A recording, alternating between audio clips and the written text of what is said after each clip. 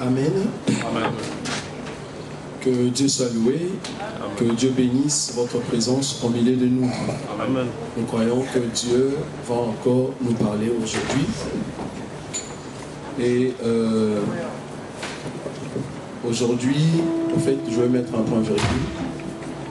Que Dieu soit loué pour le temps qu'on a pris ensemble. Moi, je croyais que j'allais faire juste 2 semaines, mais voilà, Dieu a permis qu'on puisse parler quand même durant 3 ou 4 semaines. Que Dieu soit loué. Nous avons encore nos yeux fermés. Tu vas dire à Dieu quelque chose, que Dieu puisse t'amener dans la dimension de la sanctification et de la sainteté. Moi, je crois fermement que Dieu est en train de faire quelque chose de nouveau au milieu de nous. Tu vas dire à Dieu de t'amener dans la vie de sanctification, que la crainte de Dieu puisse rayonner encore dans ton cœur. Prions tous au nom de Jésus. Seigneur, tu es le Dieu qui a fermé nos pas et tu nous amènes dans la vie de la pureté, dans la vie de la sainteté. Merci pour la direction que tu as commencé depuis le début jusqu'à la fin, car cela réside en nous et nous croyons fermement que celui qui nous purifie, corps, âme et esprit, c'est toi. Nous voulons être deux êtres qui plaient en ton nom et qui craignent ton nom, Seigneur. Purifie nos âmes, ouvre nos cœurs, Seigneur, afin que cette parole, nous puissions le mettre en pratique pour la seule gloire de ton nom. En ton nom, Jésus, que nous avons ainsi prié. Amen. Nous allons ouvrir nos Bibles.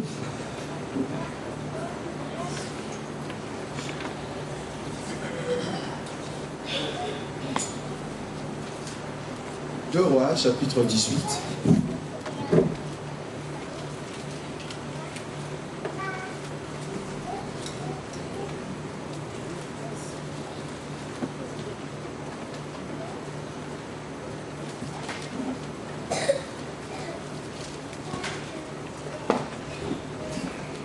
Deux Rois, chapitre 18, 19 au 21 verset, je lis rapidement, où nous lisons ensemble. Deux Rois, chapitre 18, 19e verset jusqu'au 20e verset. Nous lisons. Rabshakeh leur dit, dites à Ézéchias, ainsi parle le grand roi, le roi d'Assyrie, quelle est cette confiance sur laquelle tu t'appuies?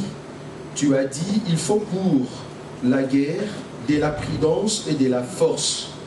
Mais ce ne sont que de paroles en l'air. En qui donc as-tu placé ta confiance pour t'être revolté contre moi? Deuxième passage, Job. Job chapitre 12.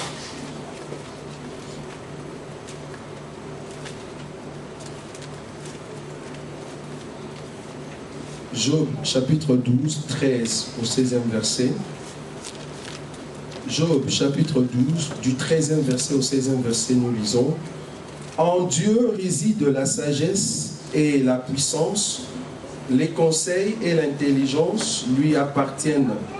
Ce qu'il renverse ne sera point rebâti, celui qu'il enferme ne sera point délivré. Il retient les eaux et tout se dessèche. Il le lâche et la terre en est dévastée. 16. Il possède de la force et la prudence. Il maîtrise celui qui s'égare ou fait égarer les autres. Amen. Amen. Nous pouvons nous asseoir. En tout cas, bienvenue pour ceux qui sont venus pour la toute première fois au milieu de nous. Que Dieu puisse vous bénir. Nous voulons juste vous dire que nous sommes une assemblée qui explique Jésus dans sa totalité. Nous expliquons Jésus dans la jeunesse, nous expliquons Jésus dans notre vie quotidienne, nous expliquons Jésus dans sa grandeur, longueur, largeur, profondeur. C'est pour que le peuple de Dieu soit bien affermi. Nous voulons aussi vous dire que ici, nous sommes un peuple qui se prépare pour aller à la rencontre de l'époux. En fait, nous sommes une femme qui se prépare en levant en nous tout ce qui est tâches, rides, afin que nous puissions nous présenter par l'aide du Saint-Esprit auprès de notre Seigneur Jésus, une femme irrépréhensible et irréprochable. Ça veut dire qui écarte toutes sortes de souillures, qui écarte toutes sortes de péchés, afin que nous soyons un peuple saint et sanctifié par la parole. Donc, si vous êtes au milieu de nous, sachez-le, qu'à chaque fois que nous présenterons la parole de Dieu, c'est pour vous amener à la perfection. C'est pour vous amener à la sanctification, à la sainteté, afin qu'en ces jours-là, vous puissiez vraiment être celle que Dieu attendait pour te voir dans le zèle avec le pou qui est notre Seigneur Jésus-Christ. Depuis un certain temps, nous sommes en train de répondre à un système d'hommes, à la politique qu'on a mis en place dans le monde. Ici, dans la Bible, le passage que nous avons lu, c'est un passage que nous voulons répondre à cet homme qu'on appelle Rabshakeh. Rabshakeh, c'est qui, comme on le dit toujours? C'est un représentant d'un certain roi qu'on appelle Sanchérib. Sanchérib, qui était le roi d'Assyrie. À l'époque, c'était l'Assyrie qui était la puissance mondiale. Comme aujourd'hui, il y a beaucoup de nations qui se liguent afin de mettre en place un système. Et ce système, nous vivons dans ces systèmes. Et parmi ces systèmes, il y a des lois qu'on trouve qui ne sont pas bonnes. Et il y a d'autres qui sont conformes à la parole de Dieu. C'est par rapport à des choses qui ne sont pas conformes à la parole de Dieu que nous disons adieu monde et au revoir la terre qui est ici l'image d'Israël que nous allons revoir après l'enlèvement quand nous allons rentrer afin de régner avec notre pou. Donc nous sommes en train de dire au monde que le système qu'ils ont mis en place, qui ne sont pas conformes à la parole de Dieu, nous ne le reverrons plus dans l'ordre quand nous allons revenir dans notre royaume, car nous croyons que notre roi vient bientôt pour nous chercher, et après nous allons redescendre pour vivre dans notre royaume qui sera un royaume d'équité, un royaume d'unité, un royaume de pureté, un royaume de sainteté, un royaume de sanctification, un royaume de crainte du nom de notre roi. Un royaume où tous les hommes qui ne vont pas adorer le roi qui sera en Israël à cette époque-là, la pluie ne tombera pas dans leur maison. Un royaume à qui ceux qui ne voudront pas adorer notre Seigneur, ils n'auront pas de bénédiction dans leur pays.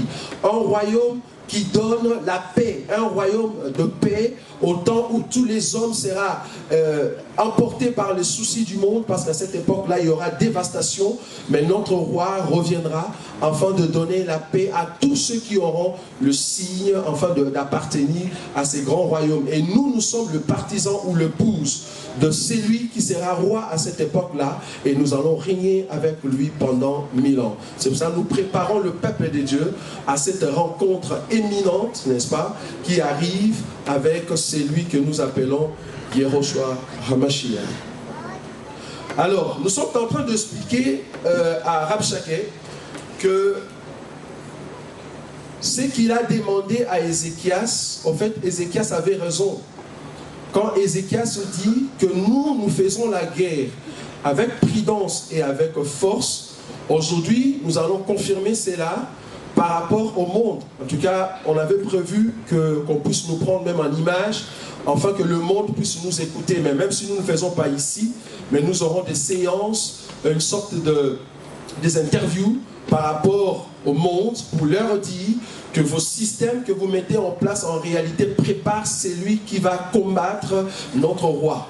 Parce que tout ce qu'ils sont en train de faire, c'est pour préparer l'antéchrist qui va venir bientôt.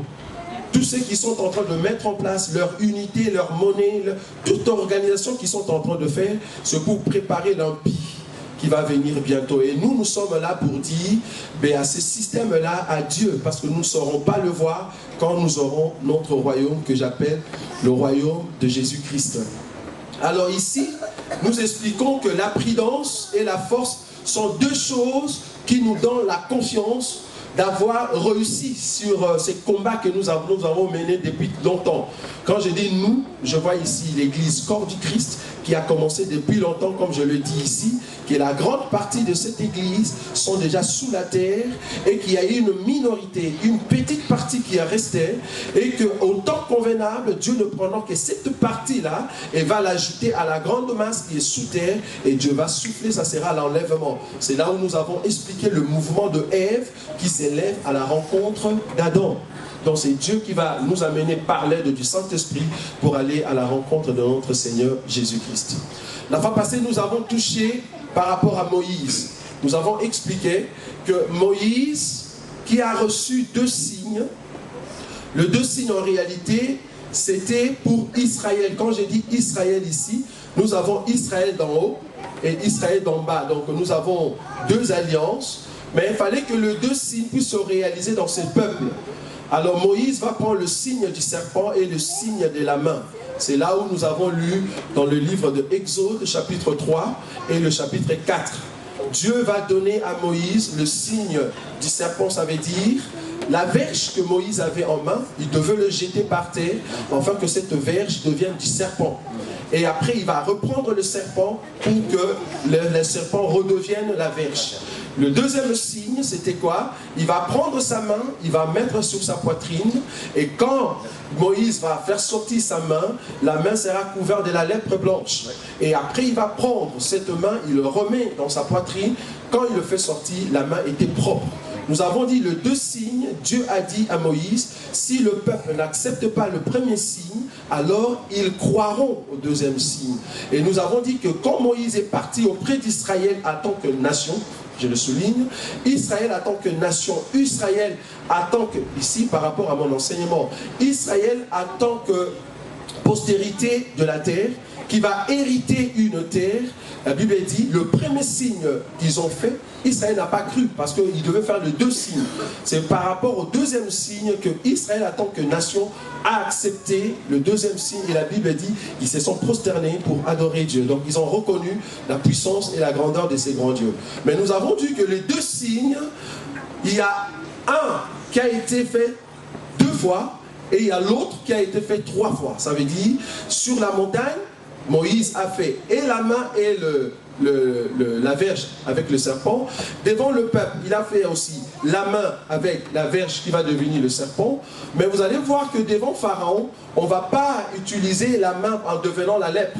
Il va juste utiliser la verge qui va devenir le serpent.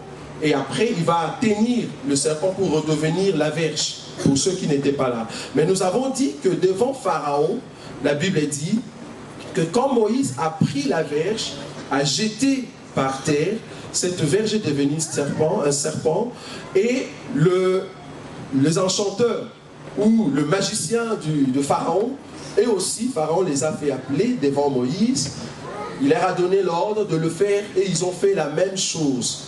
J'ai dit, beaucoup enseignent là-dessus que c'est le temps où les serpents que nous croyons que c'est Christ, parce que je vous ai dit que la verge, c'est la puissance. Quand ça devient le serpent, c'est le temps de la grâce. Nous croyons que le temps de la grâce qui nous a été donné par la personne de Jésus-Christ, à un moment, il prendra tout le pouvoir entre ses mains. Il restera la seule personne qui va prôner sur toute la terre, parce qu'il sera le roi de la terre. Là, nous sommes avant le millénium. Donc, si nous considérons que le serpent qui va avaler tous les serpents, et que le serpent de Pharaon, c'était de mauvais esprit ou de puissance ou l'antéchrist, là, nous sommes avant le millénium. C'est par rapport à ça que j'avais soutenu l'idée selon laquelle que le serpent ici peut être aussi Jésus qui vient avant le millénium. Mais par rapport à mon intervention, j'ai pris le serpent comme étant les temps de la grâce qui va prendre fin à un moment, et après il faut qu'il y ait l'entrée en puissance de 2 oins qui va amener le message qu'à Israël en tant que nation, dans les buts de les emporter dans le désert avec les 2 ailes qui sont les 2 personnes qui auront la puissance de Élie et Moïse, et ce sont eux qui vont enseigner le peuple dans le désert pendant un temps des temps, la moitié des temps, ça veut dire 3 ans et demi.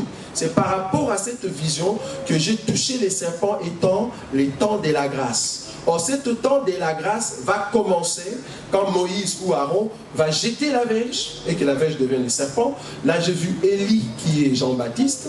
Et ça va prendre fin quand tous les serpents vont entrer dans le serpent de Moïse et Aaron.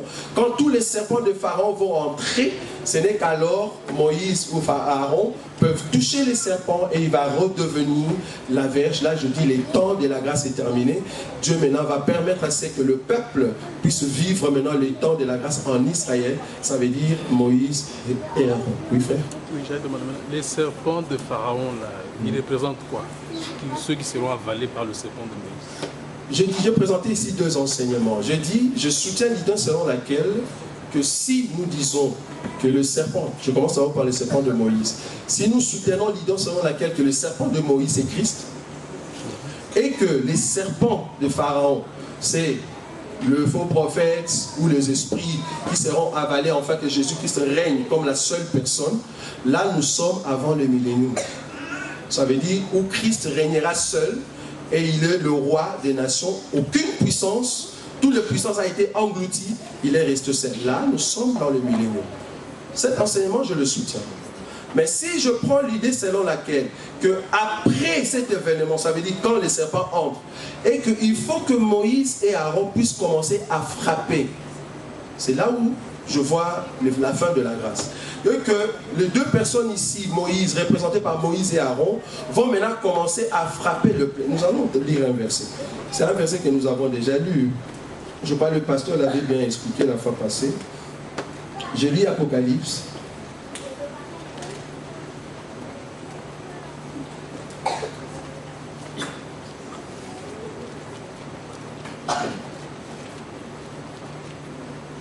Apocalypse chapitre 11.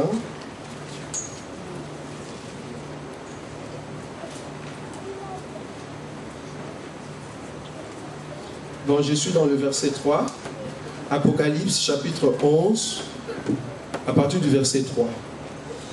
La Bible dit, « Je donnerai à mes deux témoins le pouvoir de prophétiser, revêtus des sacs pendant 1260 jours. Ce sont les deux oliviers et les deux chandeliers qui se tiennent devant le Seigneur de la terre. Si quelqu'un veut leur faire du mal, du feu sort de leur bouche et dévore leurs ennemis. Et si quelqu'un veut leur faire du mal, il faut qu'ils soient tués de cette manière. Ils ont le pouvoir de fermer le ciel afin qu'il ne tombe point de pluie pendant le jour de leur prophétie. Et ils ont le pouvoir de changer les eaux en sang et de frapper la terre de toute espèce de plaie chaque fois qu'ils le voudront. Vous voyez? Donc c'est par rapport à cette prophétie que je lis les deux personnes ici représentées par Moïse et Aaron. Avant qu'ils frappent l'Égypte de 10 plaies, il faut qu'il y ait un peuple d'abord qui va disparaître aux yeux de nations. Ça veut dire ici représenté par Égypte. Ce peuple était un peuple qui était en captivité entre les mains de Pharaon, entre les mains d'un système, entre les mains des démons ou du péché. C'est par rapport à cette pensée-là que je voulais. Alors ces serpents-là, ces verges-là qui étaient entre les mains de Pharaon, il faut que le serpent de Moïse touche la terre afin qu'il provoque ces sentiments en eux, afin qu'ils lâchent leur bâton. Or, lâcher leur bâton afin qu'ils touchent la terre, c'est en fait libérer un peuple qui ressemble aux serpents. Vous voyez? Parce qu'ils vont devenir des serpents à la même forme avec les serpents de Moïse. Mais vous voyez, parce que le signe, nous demandons le signe ici du serpent. Dieu savait sur la montagne qu'en envoyant ces signes du serpent, c'est dans les buts d'avaler d'autres serpents. Vous voyez? Donc là, nous voyons maintenant les serpents de Pharaon commencer à venir et à entrer dans la personne du serpent de Moïse. Là, nous disons, c'est un peuple qui a écouté par rapport à mon intervention, je le répète encore. Donc, c'est un peuple qui a écouté l'évangile et ils sont venus dans l'arche, ils sont venus dans la bergerie et le Christ sont devenus un. Nous allons lire un verset encore, j'ajoute. Tu peux encore ajouter même le Apocalypse chapitre 12. Parce qu'avant que les deux ailes de l'aigle, il faut qu'un peuple soit enlevé. Donc on l'a enseigné. Donc le peuple est là, je le représente ici par rapport à ces serpents. Maintenant, il y a encore un passage. Je suis dans Jean, c'est la prière de Christ. Jean chapitre 17.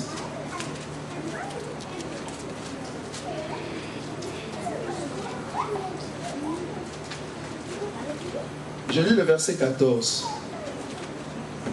Je leur ai donné ta parole et le monde les a haïs parce qu'ils ne sont pas du monde. Comme moi je ne suis pas du monde, je ne t'ai pris pas de les ôter du monde, mais de le préserver du mal. Ils ne sont pas du monde comme moi je ne suis pas du monde. sanctifie-les par ta vérité, ta parole est la vérité. Comme tu m'as envoyé dans le monde, je les ai aussi envoyés dans le monde, et je me sanctifie moi-même pour eux, afin que eux aussi soient sanctifiés par la vérité. Ce n'est pas pour eux seulement que je prie, voyez? Ce n'est pas pour eux seulement que je prie, mais encore pour ceux qui croiront en moi par leur parole, afin que tous soient un. Vous voyez? Que tous soient un, comme toi, Père, tu es en moi, et comme je suis en toi, afin que eux aussi soient un en nous. Vous voyez?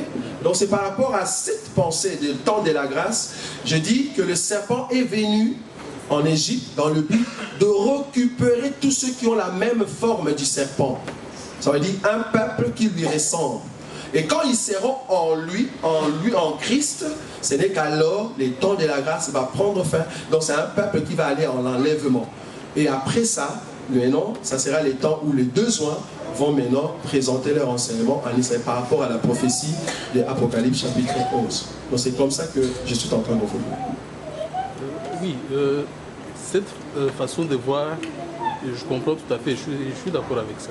Maintenant, quand vous dites qu'il y a l'autre enseignement qui dit que... La question.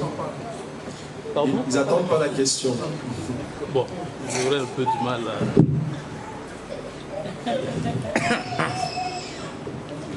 Oui, je disais, par rapport à l'autre enseignement qui dit que ces serpents qui ont été avalés, oui, ce sont les faux prophètes et tout ça.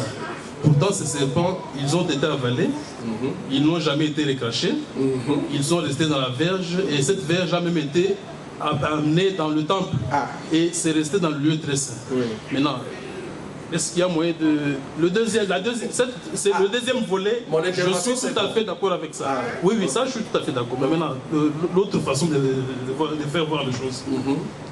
Comment se fait-il que ces faux prophètes ont été avalés et ont même été amenés dans le lieu très saint et ils y sont restés? Oui, je crois que cette question, il y a aussi le frère Christian qui a essayé de le voir. Il a dit, bon, si ici, comme nous disons dans l'autre enseignement, que ce sont de faux prophètes qui ont été avalés. Mais ici, il faut comprendre une chose. Quand nous disons avaler, nous ne voyons pas avaler. Je dis bien dans l'autre enseignement, je veux que le peuple de Dieu me comprenne, s'il vous plaît. Quand nous présentons un enseignement, dans un verset, nous pouvons présenter deux volets. Je veux que vous puissiez nous saisir bien. Nous pouvons présenter deux volets des choses. Ici, ouais, plus ou moins, merci. Même plusieurs, merci. Donc ici, je suis en train de présenter un enseignement avec une vue générale. Ça va? Ça veut dire, je vois d'abord Jean-Baptiste qui arrive, qui va mettre en scène, ouvrir la porte, parce que lui c'était Élie. Qui dit Élie, ça veut dire Père, ça va? Donc ça veut dire le Père va ouvrir la porte afin que le Fils puisse commencer le travail. Or, le but du Fils, c'était d'abord, il est venu chez le sien et les siens ne l'ont pas reçu. C'est là où j'ai dit les signes du serpent. Israël, en tant que nation, n'a pas reçu cela. Mais il faut qu'il y ait un peuple qui reçoit ces signes-là. C'est par rapport à c'est là où j'ai dit que le Christ va aller maintenant à tous ceux qui l'ont reçu. Or, tous ceux qui l'ont reçu, ce sont tous ces serpents qui doivent avoir la forme de notre serpent qui est le Seigneur Jésus. Ça va? C'est par rapport à cette vue-là. Et que quand tous les peuples qui vont écouter l'enseignement de Jésus vont entrer dans l'arche, c'est là où l'enlèvement aura lieu. Et c'est là où maintenant les deux joints vont commencer leur ministère. Et nous croyons, comme le pasteur l'a dit la fois passée, que depuis que le serpent a frappé la terre, jusqu'à ce que le dernier serpent de Pharaon entre dans le ventre du serpent, le travail qu'il est en train de faire à ce moment-là, c'est le ministère. Le 5 ministères, c'est le 5 ministères qui est en train d'œuvrer par les enseignements, les affermissements. Alors, ce n'est qu'après, il y aura un enlèvement. Donc ça veut dire disparition devant Pharaon et les enchanteurs de leur verge ou leur serpent. C'est ça l'enlèvement. Vous voyez?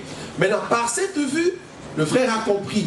Maintenant, il y a un autre enseignement qui dit que la verge de Moïse, c'est la puissance. Quand ça frappe la terre, c'est Christ qui est venu. Et que ce Christ, à un temps donné, par rapport à la prophétie qui est dans le livre de l'Apocalypse, il va régner sur toute la terre. Ça veut dire qu'il sera la seule personne qui régnera. Ça veut dire on est juste au début de millénium. Là où le faux prophète, tout ce qui est puissance de ténèbres va disparaître parce que ça sera le repos, comme on nous a enseigné.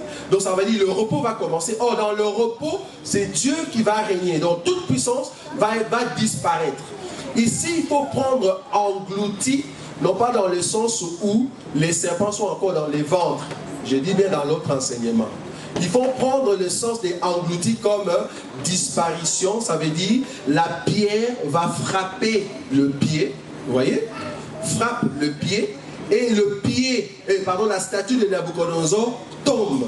Et que la pierre reste stable et il n'y a plus d'autre royaume au-dessus de cette pierre. C'est par rapport à cet enseignement-là qu'on présente ici les serpents qui engloutit tous les autres serpents. Donc c'est par rapport à ça. C'est là où je dis que là on est dans le millénium. Là, on touche directement les milléniums parce que la pierre qui frappe la statue, on est déjà au début presque de millénium. Vous voyez? Parce que c'est là où le Seigneur va combattre. C'est là où le pasteur nous a parlé même de la puissance parce qu'il nous dira, il va nous enseigner encore là-dessus. Là où nous allons voir le Seigneur mettre un pied sur la mer et un pied sur la terre et il va rougir, il va crier et on va entendre de paroles que personne ne pouvait expliquer. Là, nous sommes presque au début de millénium. Là où il va régner. Donc, il ne faut pas prendre ici que Christ et en lui il y avait de... Parce qu'il y a d'autres qui m'ont posé aussi cette question. Ils ont dit, ben si on le prend, que ce sont de mauvais esprits, alors c'est comme si le Seigneur en lui avait des esprits... Non, il ne faut pas prendre dans ce sens-là. Là, on sort directement de l'idée que l'écrivain voulait, ou le prédicateur voulait présenter ici. Le serpent englouti, c'est juste le Seigneur régnant sur toute la terre et que tout esprit sont mis par terre et que lui seul règne au-dessus de tout le monde. Oui. Alors, ce qui explique le serpent qui a englouti le serpent de Moïse. Non. Le serpent de Moïse qui a englouti le serpent de Pharaon. Le serpent de Moïse qui a englouti le serpent de Pharaon, oui. C'est la force de Dieu oui. pour montrer sa puissance, de force. Parce que normalement, si on prie Dieu et vous avez les problèmes, que ce soit n'importe quel problème, lui montrer qu'il est plus fort que les problèmes que vous pouvez avoir, il vient les engloutir, il vient les avaler. Est-ce que donc cet enseignement, c'est pas juste? Pas si oui, pasteur. Comme l'homme de Dieu est en train d'expliquer, donc tous les dés, c'est juste. C'est juste. Oui. En ce qui concerne engloutir, nous voyons Moïse qui jette le bâton et le bâton devient un serpent. Les enchanteurs aussi jettent leur bâton et il devient plusieurs serpents. Alors il faut comprendre une chose. Jésus-Christ dit ceci dans Jean 3. De la même manière que Moïse éleva les serpents sur la montagne, le Fils de l'homme doit être élevé. Alors, nous allons remarquer une chose. Pourquoi Moïse a élevé les serpents? Parce qu'il y a eu la mort qui est entrée par d'autres serpents. Or, à la croix, la Bible dit, Paul nous explique, il dit que le Seigneur a effacé l'acte dont les ordonnances nous condamnaient et qui subsistaient contre nous. Il a dépouillé les dominations, les autorités. Vous voyez? Donc, c'était l'œuvre de la croix. Or, à la croix, nous voyons, c'était les serpents qui étaient élevés, selon Jésus lui-même, dans Jean 3. Or, si nous lisons 1 Corinthiens 15, Paul est en train d'expliquer une chose. Il dit ceci. 1 Corinthiens 15, 54. Lorsque ce corps corruptible aura revêtu l'incorruptibilité et que ce corps mortel aura revêtu l'immortalité, alors s'accomplira la parole qui est écrite. La mort a été engloutie dans la victoire. Ô mort, où est ta victoire? Ô mort, où est ton aiguillon? L'aiguillon de la mort, c'est le péché. Et la puissance du péché, c'est la loi et tout ça, voilà, il explique. Mais ici, ce qui a retenu mon attention, c'est qu'il dit que la mort a été engloutie dans la victoire. Or, la victoire, c'est l'œuvre de la croix. Ça veut dire qu'à la croix, le Seigneur a englouti la mort. La mort le péché c'est les serpents. Donc c'est ça, nous voyons tous les serpents de Moïse et de Pharaon a été englouti par la victoire qui est Jésus-Christ. Donc voilà un peu, dans l'autre sens, l'explication. En ce qui concerne ce que l'homme de Dieu a dit, vous allez remarquer que les serpents, parce que vous pouvez avoir aussi une question, qu'est-ce qui montre que les autres serpents, ce sont les enfants de Dieu? Or, si l'Écriture dit, l'Écriture que je vous ai donnée l'autre fois, 3 choses qu'on décide de m'apporter, voire même 4 que je ne puis saisir, la trace de la femme, de l'homme, c'est la femme, chez la jeune femme, c'est quoi? Ça produit quoi? La grossesse. La grossesse en ce moment. La grossesse produit quoi? L'enfant, bien. L'enfant sera la ressemblance de l'homme. Oui. La trace du serpent sur le rocher. Ensemencement. À l'ensemencement, c'est-à-dire les serpents aussi doivent être comme des serpents. Voilà pourquoi ils doivent être récupérés et entrer dans l'arche. Donc voilà un peu. Merci beaucoup, pasteur. Est-ce que nous avons compris? Ça va? Donc ici, comprenez que on peut présenter des enseignements sous plusieurs aspects. Ça dépend de comment tu prends ou tu ouvres cet enseignement et comment tu marches. Et c'est par rapport à ça qu'on peut voir l'éclairage. Aujourd'hui, je ne voulais pas vraiment vous prendre beaucoup de temps parce que nous allons expliquer la main. Je vous ai dit que la main ici, nous allons lire un passage. Je suis dans le livre d'Exode. Je bénis déjà Dieu parce que le pasteur a déjà parlé là-dessus. Donc, je ne saurais pas m'attarder là-dessus. Exode. Exode chapitre 3. Je lis 2 ou 4 versets. Je veux que vous puissiez comprendre ce que je vais dire ici. Je suis dans Exode chapitre 3, le 8e verset. Je suis descendu... Non, je commence au partir du 7e verset. L'Éternel dit, j'ai vu la souffrance de mon peuple qui est en Égypte, et j'ai entendu le cri que lui font pousser ses oppresseurs, car je connais ses douleurs.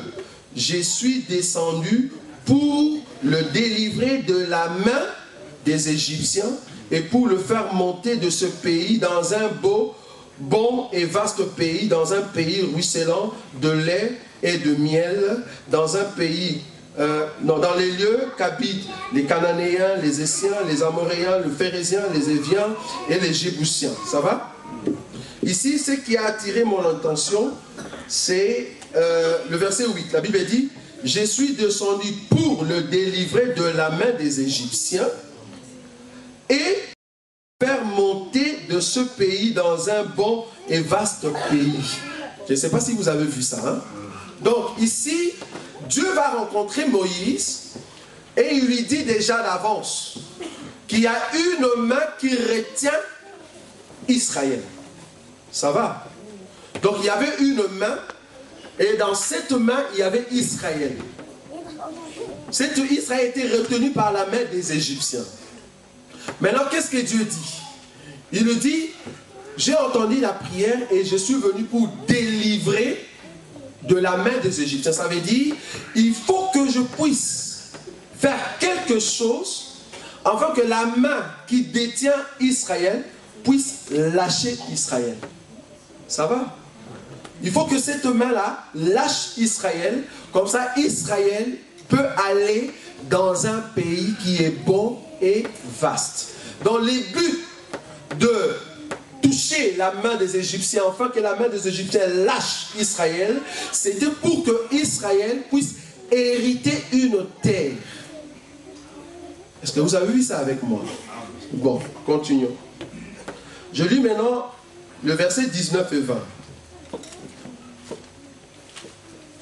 Je sais que le roi d'Égypte ne vous laissera point aller, si ce n'est par une main puissante.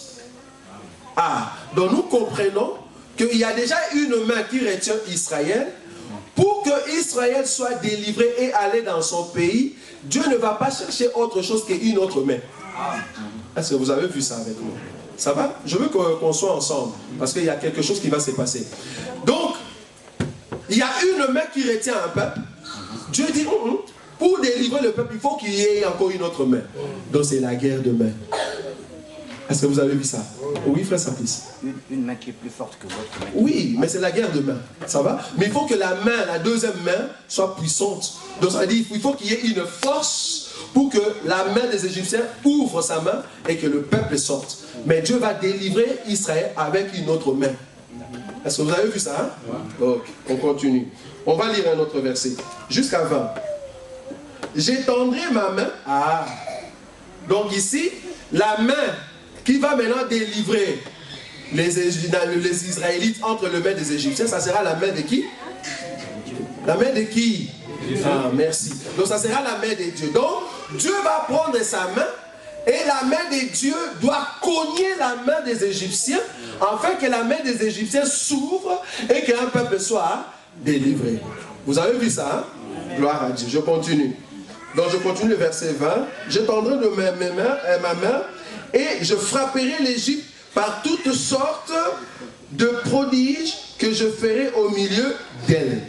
Donc, quand la main viendra, pour qu'on comprenne que là, c'est la main qui agit et non pas les serpents, c'est quand Dieu va commencer à frapper. Est-ce que vous avez vu ça? Donc, les serpents ici et la main avaient deux rôles. Donc, les serpents, c'était pour venir avaler. Mais la main, c'est pour frapper. Est-ce que vous avez vu avec moi? Voilà. On va lire encore un dernier verset. Je suis dans le livre, toujours Exode chapitre 4. On lit le 17e verset et après on va commencer à expliquer. 17. Prends dans ta main cette verge avec laquelle tu feras le signe. Ah, donc la main de Dieu.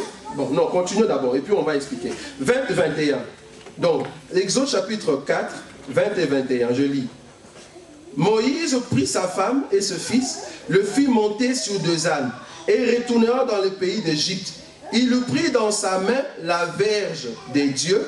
L'Éternel dit à Moïse en partant pour retourner en Égypte, vois tous les prodiges que je mets en ta main. Tu le feras devant Pharaon et moi j'endurcirai son cœur et il ne laissera point aller le peuple. Donc ici, qu'est-ce que j'ai compris?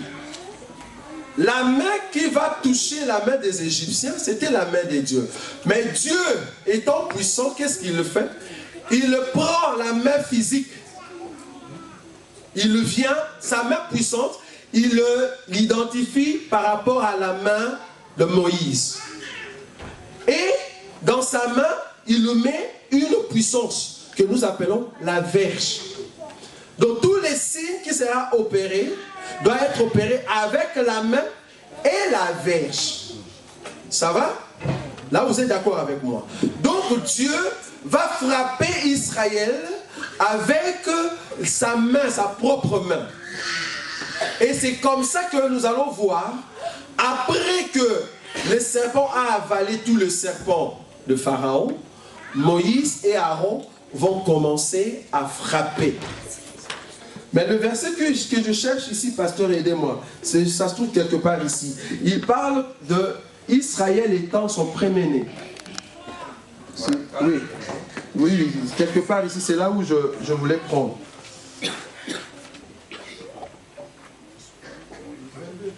Pardon, 82. Voilà. Tu diras à Pharaon, ainsi parle l'Éternel. Israël est mon fils, mon premier-né. Je te dis, laisse aller mon fils pour qu'il me serve. Si tu refuses de le laisser aller, voici je ferai périr ton fils, ton premier-né. Est-ce que vous avez vu ça? Moi j'aime beaucoup la Bible. Hein? Je vais vous donner un secret dans la Bible. La Bible est tellement correcte.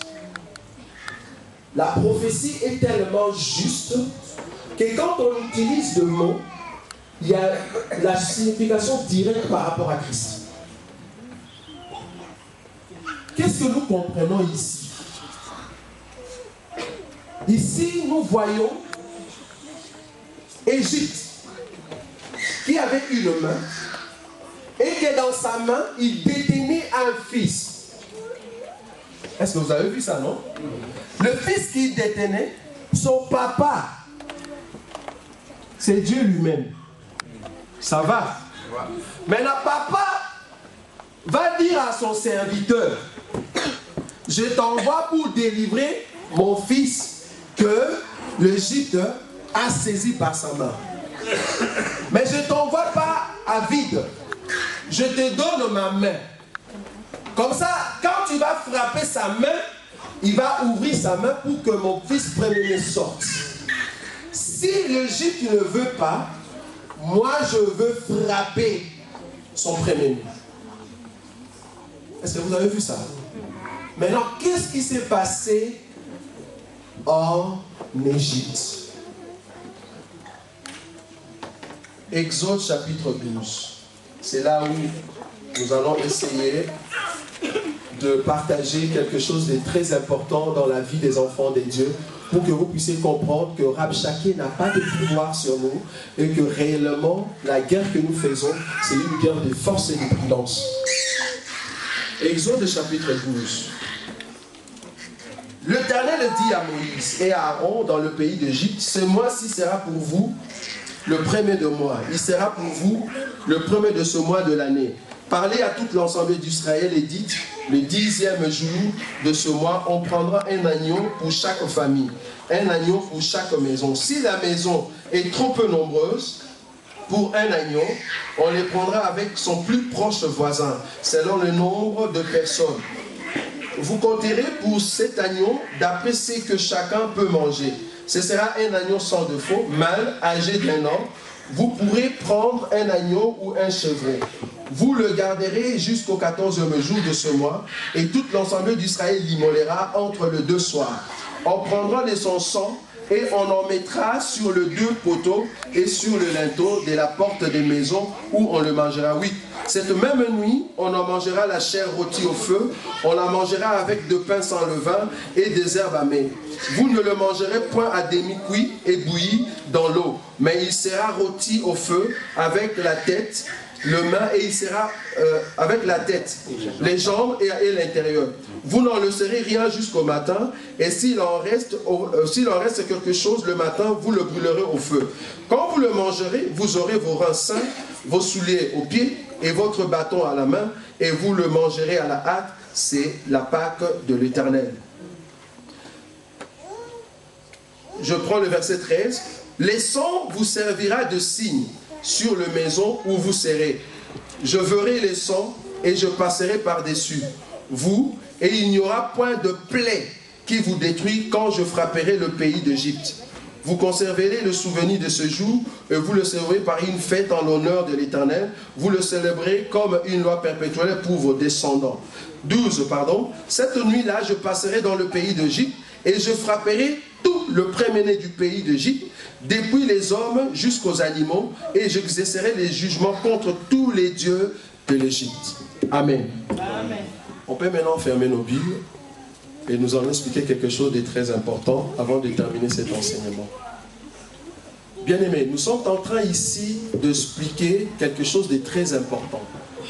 Nous sommes en train de dire que nous, enfants de Dieu, si nous combattons, nous ne combattons pas par nous-mêmes.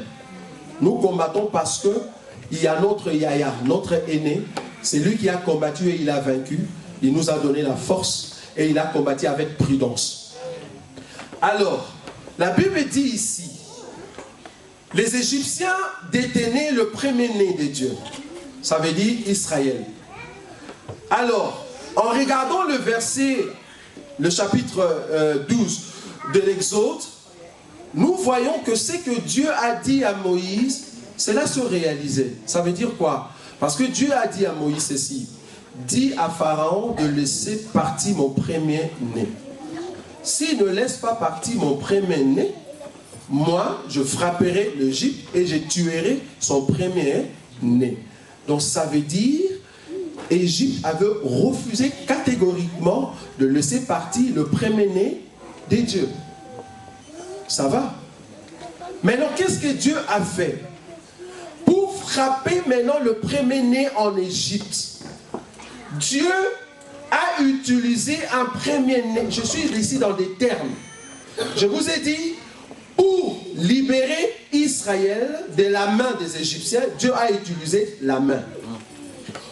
Pour combattre pour son premier-né, Dieu a frappé le premier-né. Donc, ici, Dieu voulait frapper Égypte. De tout le premier-né d'Égypte, qu'est-ce qu'il a fait? Comme Israël en tant que nation. Quand je dis nation, comprenez mon intervention, parce que je suis ici dans l'idée selon laquelle il y a 2 morts dans le jardin. Je vous ai expliqué cela. Il y a un mort qui devait donner sa peau à un peuple, ça veut dire Adam et Ève, et il y a un mort qui devait en lui se trouver un peuple, et que ce peuple devait sortir pour qu'il soit formé afin de revenir dans les 2 mondes. Maintenant ici, je suis dans la deuxième partie, ça veut dire un peuple protégé par l'habit d'un animal. Ça veut dire Israël en tant que nation. Qu'est-ce que Dieu a fait comme Israël était premier-né? Alors que Dieu a besoin d'amener ce peuple dans une terre. Parce que le but de la main ici, c'était d'amener Israël dans une terre vaste et beau. Ici, je parle d'Israël comme terre. La question m'a été posée de savoir comment est-ce que je vois Israël comme terre. J'ai dit ici que Israël comme terre, c'est facile de le voir parce que je l'ai expliqué par rapport à Genèse chapitre 1, là où on explique la limite des eaux par rapport à la terre. Nous disons toujours que Abraham a reçu la grâce d'avoir 2 alliances. Il y avait l'alliance, parce que Dieu lui avait dit, regarde au-dessus. Il a regardé, qu'est-ce que tu vois? Je vois des étoiles, on lui dit compte. Il dit je ne peux. On regarde, on lui dit regarde maintenant la par terre, ça veut dire le sable de la terre, on lui dit compte. Il dit je ne peux pas parce que c'était nombreux. Il dit c'est ça ta postérité. Donc nous avons compris qu'il y a 2 postérités, ça veut dire il y a la postérité du ciel et la postérité d'en bas. La postérité d'en bas, c'est ce que nous disons comme Israël en tant que nation. Parce qu'il va hériter une terre. Mais la postérité du ciel, c'est un peuple qui est venu du ciel, qui est venu sur la terre, mais ce peuple rentre au ciel. Ce n'est qu'après, pendant le millénium, que ce peuple va revenir. Ça va? C'est là où je suis. Donc par rapport à 2 postérités, ça veut dire qu'il y a la postérité du ciel et la postérité de la terre. Donc j'ai dit la postérité de la terre, je crois que c'est Agar. C'est Agar, dont la Bible dit c'est Agar, et l'autre c'est Sarah. Donc Sarah est la postérité du ciel, hein frère? Ça va? Je réponds au frère qui est au fond. Oui, voilà. Donc le frère m'a posé cette question. Donc nous avons 2 postérités. Il y a la postérité du ciel et la postérité d'en bas. La postérité d'en bas, c'est Israël en tant que nation, que Dieu va lui donner comme héritage la terre. Ça va? Mais la postérité du ciel, c'est ça que nous appelons Église, ou ceux qui appartiennent à Christ qui vont aller en enlèvement pour aller à la fête de noces. Vous voyez? Donc c'est par rapport à ça. Alors ici, nous voyons un peuple qui est premier-né, mais que Dieu va revêtir du sang dans les buts de le délivrer et de l'amener quelque part. Mais Dieu, avant de le revêtir, il va tuer un animal. Et cet animal n'était rien d'autre qu'un premier-né. Ça veut dire que Dieu a accepté, avant de tuer tout le premier-né d'Égypte, Dieu a commencé d'abord par tuer son premier-né. Il a accepté que son premier-né d'abord meure. Et quand il va commencer à passer, pour qu'il ne puisse pas tuer en Égypte, il faut qu'il voie le sang de son premier-né. Donc dans la vie des Égyptiens, dans la vie des Gossènes, si tu appartenais à cette maison et que dans la maison il y avait le signe du premier-né, la mort ne pouvait pas vous frapper. Pourquoi? Parce que quand l'ombre de la mort passait, le but ou la mission que l'ombre a reçue, c'était de voir si votre maison était peinte du sang du premier-né. Si sur le linteau, il y avait le sang du premier-né, ben vous êtes sauvés. Et là, le premier-né ne va pas entrer, la mort ne va pas entrer pour frapper le premier-né dans votre maison. Et c'est comme ça que la mort va frapper tout l'Égypte. Et ces jours-là, Dieu était sans pitié. C'est comme si quelqu'un qui dit, je veux corriger les enfants, mais avant de corriger les enfants des autres, je commence par corriger mon enfant. Donc là, si je corrige mon enfant, je saurai comment corriger les enfants des autres. Dieu a accepté d'abord de tuer son fils. Oups. Non. A accepté de tuer son fils, son premier-né, et comme ça, il avait la liberté de frapper l'Égypte. Donc ici, nous comprenons que la main puissante des dieux, parce que vous allez comprendre une chose, la main qui est en train de frapper ici, par de plaies ou par la mort de premier-né, ce n'est pas une main qui est couverte de la lèpre. Est-ce que vous êtes d'accord avec moi? Est-ce que vous avez vu ça? Je répète, la main qui va frapper pour que Israël soit revêtu, n'est-ce pas? Pour qu'il sorte pour aller dans un pays bon, c'est une main qui n'est pas couverte de la lèpre, parce que la lèpre est déjà passée. Ici, la main était déjà dans le sein et la lèpre est partie. Maintenant, la main a recouvert sa puissance. Et c'est là où il va commencer à frapper. Maintenant, descendons sur terre. Parce que là, on termine déjà l'enseignement. Descendons maintenant sur terre pour répondre à Rabshakeh. Avant d'amener une exhortation dans notre vie. Rabshakeh nous a posé cette question. En qui nous avons mis notre confiance? Je me dire au peuple de Dieu, notre confiance ne se trouve pas dans le bien matériel de Rabshakeh. Notre bonheur à nous, la confiance que nous avons, ne se trouve pas en Europe, frère. Si vous avez cru qu'en venant en Europe, vous avez le bonheur, ben vous avez échoué, frère. Le bonheur, pour nous, c'est celui qui est notre prudence et notre force. Amen. Donc Ézéchias avait raison, frère. Parce que la prudence ici, c'est quand le Seigneur est venu en portant un enseignement à un peuple, en fait que ce peuple soit englouti en lui, que ce peuple devienne un avec cet enseignement. C'était un affermissement qu'il portait au peuple. Donc nous croyons fermement que notre combat, c'est un combat de prudence et de force. La force, c'est Christ. Notre prudence, c'est Christ. Donc celui qui nous combat, en fait, il combat notre maître. Donc quand Rabshakeh était en train de défier Israël, il ne défiait pas ceux qui étaient devant lui, il défiait Dieu, frère.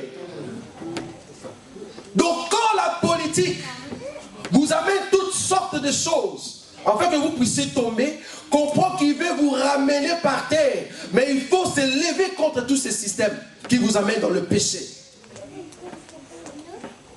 La confiance, nous le mettons en Christ et dans sa parole. Amen. Parce que tous ceux qui ont confiance, tous ceux qui se confient à l'Éternel ne sont jamais confus. Amen. Parce que si tu as toute ta confiance en Christ, il n'y a rien ne peut t'échapper. Parce que le Seigneur lui-même, il connaît ses enfants. Amen. Oh bien-aimé, je ne vois pas quel est cet esprit de Rabshakeh qui peut te retenir encore. Je ne vois pas cet esprit des enchanteurs des Égyptiens qui peuvent te retenir encore. Parce que je crois fermement, tu as la nature de ces serpents. Et cette nature en toi, c'est la force, frère. Pourquoi? Parce qu'il faut comprendre une chose. Nous sommes une église. Ça veut dire un peuple que Dieu a appelé dans les nations afin que nous formions un groupe puissant. Et cette église, nous sommes entrés par une porte. Touchons un verset. La porte ici, c'est quelle porte? Là, je touche déjà les chants que nous chantons, que vous allez écouter prochainement. Je suis dans 2 Chroniques. 2 Chroniques. 2 Chroniques. Regardez un peu la porte là où nous entrons, frère. 2 Chroniques, chapitre 3, verset 15. Même Roy a mémorisé ces passages, c'est grave. 2 Chroniques, chapitre 3, versets 15 à 17. Je lis. Il fit devant la maison 2 colonnes de 35 coudées de hauteur, avec un chapiteau de 5 coudées sur leur sommet. Il fit de chaînettes comme celles qui étaient dans le sanctuaire et le plaça sur le sommet de colonnes. Et il fit 100 grenades qu'il le mit dans le chaînette. Il le dressa, le verset 17, il le dressa les colonnes sur le devant du temple, l'une à droite et l'autre à gauche. Il nomma celle de droite Yakin et celle de gauche Boaz. Est-ce que vous avez vu ça? Pour entrer dans la maison de Dieu, il y avait 2 colonnes, frère. Les 2 colonnes nous permettaient pour entrer dans les temples. Ça veut dire, les Égyptiens n'ont pas droit. Parce qu'avant d'entrer dans les temples, il faut rencontrer les 2 colonnes. Sans les 2 colonnes, tu n'as pas la grâce auprès de Dieu. Chose bizarre. Les 2 colonnes en soi, c'était des hommes. C'était des hommes qui étaient là debout. Ils te regardent. Est-ce que tu as la forme du serpent? Amen.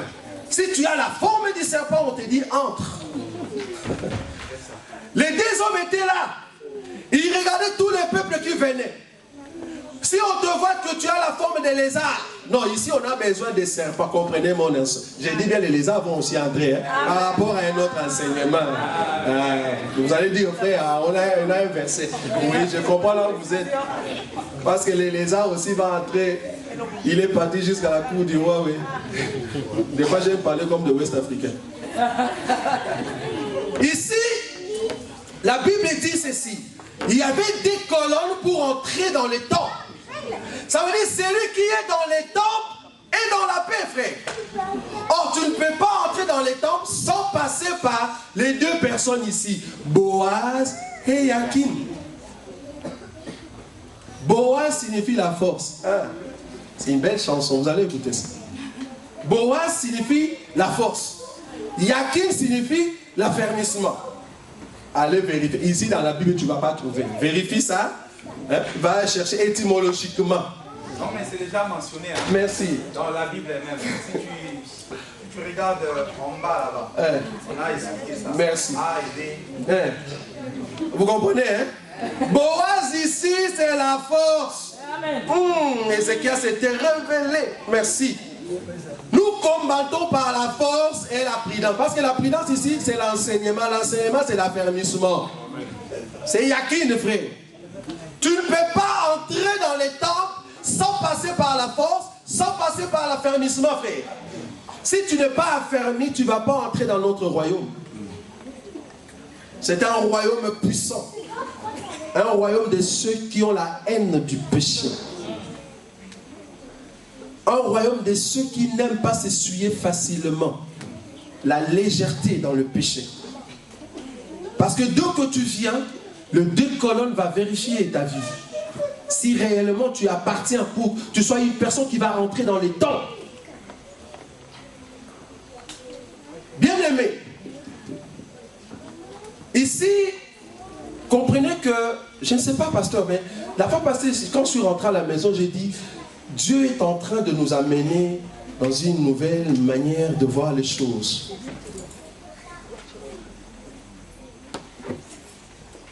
Moi, je crois que Dieu veut que l'église de Bruxelles puisse vivre dans la sanctification et la sainteté. Vous savez, expliquer les Écritures, c'est bien. Ici, je veux quand même apporter un conseil par rapport aux Écritures. Expliquer les Écritures, c'est bien. Mais si ces Écritures, vous ne le vivez pas, frère, restez à la maison. Amen. C'est ça. Tu viens ici, tu nous prêches la sainteté, la sanctification, mais tu es impudique. Tu nous présentes un enseignement dans le but de tomber avec la femme de l'autre, impudique. Amen. J'aimerais que ces images, que tous les saints du monde le regardent. Amen. Je dis ceci, un homme de Dieu impudique, on t'a dit arrête, Tu as dit, je demande pardon, tu continues. Arrête, tu continues. Il faut que cet homme puisse s'asseoir, frère. Amen. On ne peut pas continuer avec des hommes qui violent nos filles, qui violent nos femmes, et on est là, non, c'est un homme de Dieu, frère. Là, nous ne comprenons pas les choses de Dieu. Amen. Tu abandonnes ta femme, tu n'as plus besoin de ta femme, mais tu regardes les femmes des autres. Amen, papa. Cet évangile, en réalité, doit nous purifier, frère. Amen. Mais si l'évangile t'amène dans le péché, il y a un problème. Amen. Il y a un problème. Parce que cet évangile est tellement pur, propre, donc normalement ça doit te sanctifier. Amen. Si l'évangile ne te sanctifie pas, demande-toi qu'est-ce qui ne va pas. C'est comme si on est dans une sorte de club. Ah non, nous sommes sortis de Kisangani. Et nous venons de Kinshasa. Ici, il n'y a pas de Kisangani, frère. Ici, nous sommes un peuple appelé dans le monde pour servir Jésus, frère. Amen. Ah non, vous voyez, pour bien prêcher, il faut toucher l'enseignement des gens de l'Angola. Comme ça, je serai ami avec Pasteur Charles. Non, non. Présente-nous l'écriture. Notre souci ici, c'est l'écriture. Ne nous dis pas que non, tu vois, frère, nous, non, ici, il n'y a pas de nous. Ici, c'est l'enseignement. Quand nous voyons que l'enseignement, le premier jour, on dit Amen. Mais après, demain, on dit ce n'est pas ça. Nous disons ce n'est pas ça. C'est la vérité. C'est la vérité, papa. Notre souci, c'est la force et la prudence. On est prudent parce que c'est une question de vie ou de mort. Amen. Et puis, chose grave, permettez-moi, parce que là, je vais descendre. Chose grave. Ah non, frère, il faut consulter les aînés. Ici, les aînés sont les apôtres, frère. Nous allons suivre ce que les apôtres ont fait. Les aînés d'aujourd'hui, si vous ne respectez pas les écritures des apôtres, nous disons que vous n'êtes pas des erreurs. Quel aîné? Aîné par rapport à quoi? Par rapport à l'impudicité. Aîné par rapport à quoi? Tu es sorti avec la femme de l'autre. Aîné par rapport à quoi? Tu es encore voleur.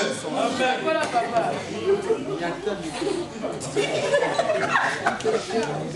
Ma chose grave, ce que je dis là, en fait, il y a quelque chose qui va passer dans votre vie. Oui, frère. Oui, je voudrais dire par rapport à ce que vous dites sur les aînés. Oui. Bon, je comprends les aînés qui ne se comportent pas comme il faudrait. Merci. Je peux très bien comprendre. Merci. Mais, parce qu'en disant ça, quelqu'un peut se dire, ah, on ne doit pas consulter les aînés. Je fais n'importe quoi, je fais ce que je veux. Pas l'impudicité ou quoi que ce soit, non. Je veux aller prêcher ou quoi que ce soit sans consulter les autres parce que je n'ai de compte à rendre à personne. Je trouve que ça c'est un peu choquant, un peu dangereux parce que les gens risquent de mal comprendre les choses et de déborder, de faire n'importe quoi. Merci beaucoup, frère. Ici, je crois que la manière que je marche, moi j'aime voir. Regardez comment je marche. Ici, je suis en train de dire un aîné qui ne respecte pas ce que les autres ont fondé. Donc un fondement qui était avant, toi tu viens bien que tu es aîné, tu le mets de côté, tu mets maintenant ce que tu veux. Là nous disons non. C'est là où je suis. Donc c'est ce que tu as dit. Mais si les aînés qui sont en face de moi marchent selon la parole, ça veut dire selon les apôtres, nous disons Amen. Il n'y a personne qui va refuser. Moi, un aîné qui me donne l'enseignement de la Bible est correct, je vais le respecter à 100%, frère. Amen. Parce qu'il va m'aider à aller au ciel. Amen, papa. Bien aimé, l'évangile éternel n'est pas un slogan. Ah non, tu pries où? Évangile éternel. On regarde ta vie impudique. Quand nous disons évangile éternel, parce que lisons un peu le verset, qu'est-ce qu'il a dit cet ange? Qu'est-ce que l'ange a dit? Si vous êtes vraiment de l'évangile éternel, qu'est-ce que l'ange a dit? Craignez Dieu. Cet évangile, on doit vivre la crainte de Dieu, frère.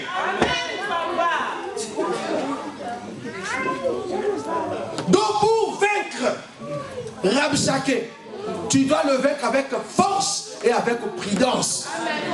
Il faut que l'affermissement puisse régner en toi. Sinon tu n'iras pas, frère. L'enlèvement arrive. Nous partons bientôt. Tu vas rester avec tes révélations colonnes. Mais tu restes, frère. Tu vas rester. Pourquoi? Parce que tu as des révélations, mais la vie pourrie, polluée par le péché.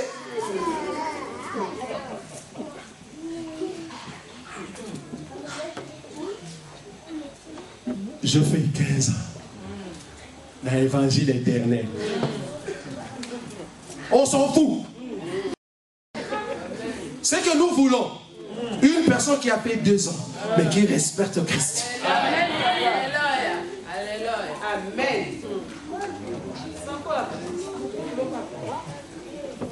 Rabshakeh, avec tous les systèmes de tous ces pasteurs qui s'unissent facilement, avec des enseignements erronés. Malheureusement, il y a d'autres qui se disaient être dans la vérité, mais ils ont accepté cette alliance. Malheureusement. Frère, non, permettez-moi que je dise, je ne saurais pas descendre sans garder ça. Est-ce que vous savez que beaucoup de personnes, ils disent oui à ce que nous disons? Parce que j'ai rencontré des gens, quand tu leur présentes cet évangile, cet enseignement, ils disent waouh, quelle est la grâce que Dieu vous a faite pour avoir des yeux et des oreilles pour comprendre ces choses. Mais ils sont stupéfaits de ce que nous disons. Mais après, qu'est-ce qu'ils disent? Mais nous ne voyons pas dans la pratique des choses. C'est là où moi ça me fait très mal. Et ça me fait honte en fait de dire je suis de... Parce qu'il faut comprendre qu'évangile éternel, ce n'est pas une dénomination.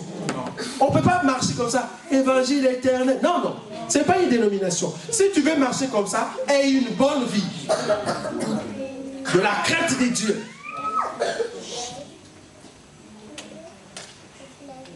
Est-ce que vous croyez que l'évangile éternel délivre? Amen. Amen.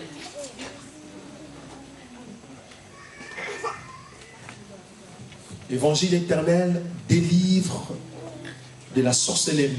Amen. L'évangile éternel délivre si vous êtes dans des blocages. L'évangile éternel délivre ceux qui sont captifs dans le monde des ténèbres. Parce que je vous dis que cet évangile est puissant, vous ne pouvez pas comprendre.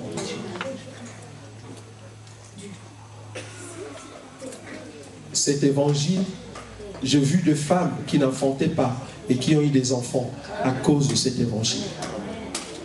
J'ai vu dans cet évangile des gens qui étaient morts. Mais avec cet évangile, ils sont ressuscités. J'ai vu des gens qui avaient de mains sèches.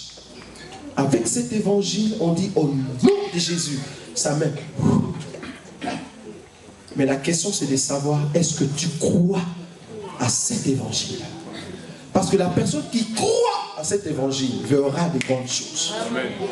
Parce que cet évangile délivre réellement. Vous avez des soucis la nuit. On a vu de frères et sœurs qui sont accablés la nuit. Oppression. Mais Dieu a dit dans sa parole, nous avons lu. Je vis ce que les Égyptiens, les oppresseurs font à mon peuple. Moi-même, je suis descendu pour le délivrer. Avec cet évangile, nous apportons au peuple la délivrance. Au nom de Jésus. On a vu des gens qui étaient dans le monde de la prostitution. On a vu des femmes qui demeuraient dans des choses infâmes. Mais ils ont accepté cet évangile et leur vie a changé complètement. Est-ce que vous croyez réellement que Christ est notre prudence et notre force? Amen. Et qu'en lui, tous ceux qui veulent entrer dans les temples, ils vont rencontrer la force et l'affermissement afin que leur vie soit ferme en Christ Jésus. Là où nous sommes, nous allons nous lever. Nous allons prier. Je veux que vous compreniez une chose. Dieu est en train de nous ramener vers une nouvelle vie, une nouvelle manière de voir les choses de Dieu. C'est très important. Là où nous sommes, nous allons nous lever.